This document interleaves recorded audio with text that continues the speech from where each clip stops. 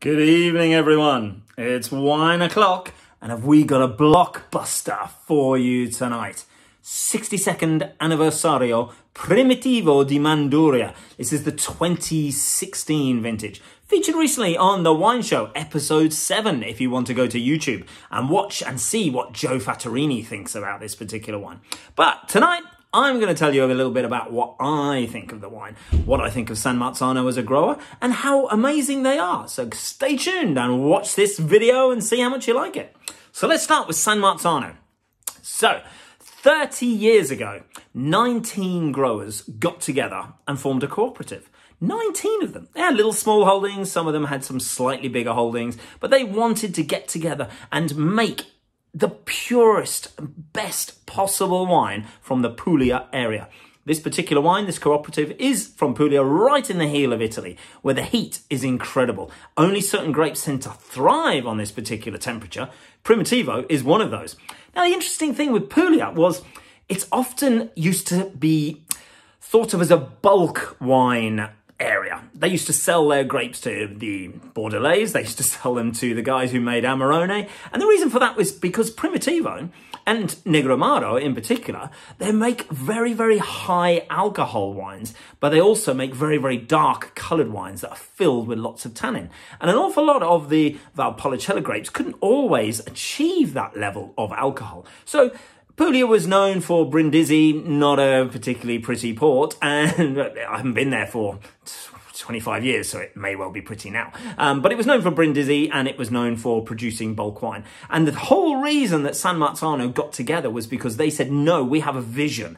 We want to show the world how amazing our wines are. And so they got together, started making amazing wine. Now there's 1,200 families who are all involved in this cooperative, all getting together, trying to make the absolute pinnacle of what Puglia can do. So they make things like, as I said, Negromaro. They make Primitivo, that this one is made of. They also make other things like Sauvignon Blanc and Vodka. So let's taste this bad boy and see what we've got here. This wine deserves a big, big glass because this is a huge one. Look at the colours on it. It's Dracula would love this wine. I mean, the richness. As you can see, it's as dark as anything. You can barely see through it. Look, I'm gone. Now I'm back. It is quite an amazing drop of wine. So it is, as I mentioned, high in alcohol. This particular vintage, if I recall, is 14.5%. Yeah, 14.5%. So but with the EU guidelines, you get a 0.8% tolerance. So the likelihood is it's going to be more up towards the 15 plus. So this is, oh God, it's got tobacco weave, it's got rich, intense plum and like a black cherry jam characteristic in terms of the aroma. This particular wine, it's stainless steel fermented initially, then it's kept in French and American oak casks for 15 months before it's bottled. So this is the 2016 vintage. It's so complex, it wraps you up. It just lets your nose know that you're going to enjoy it. Mm. Mm, mm, mm, mm. Mm, mm, mm. Oh my God. This is a sexy time wine. Holy smoke.